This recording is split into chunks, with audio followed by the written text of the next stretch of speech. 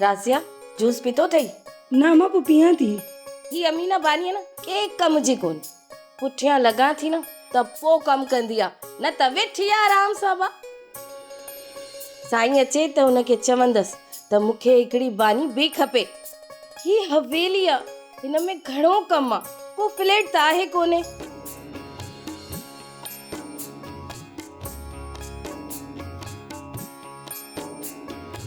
साईं रासिया हाणे घणो पढ़ी वई आहे, हिनखे छा करिणो आहे पढ़ाई करे, को नौकरी त करणी न आहे हिनखे। साइमा बीबी,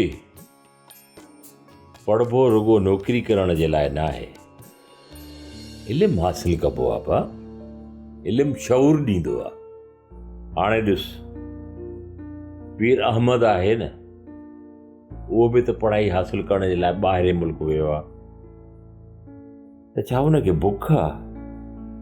हेॾी सारी ज़मीदारी अथसि, हेॾी माल मिल्कियत अथसि, हू पढ़णु वियो आहे सिर्फ़ु पंहिंजे शऊर जे लाइ, इल्मु हासिल करण जे लाइ, जे ज़माने में उथी वेही सघिजे, इन करे तालीम हासिल करणु वियो आहे।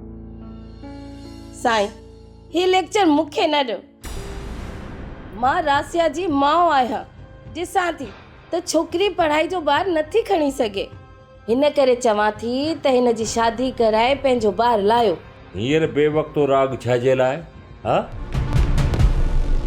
हिन वीचारी खे पढ़णु ॾे, मथो इम्तिहान अथसि, ऐं उन खां पोइ जेकॾहिं पास थी वई त यूनिवर्सिटी हली वेंदी, वहीं उते पढ़ंदी।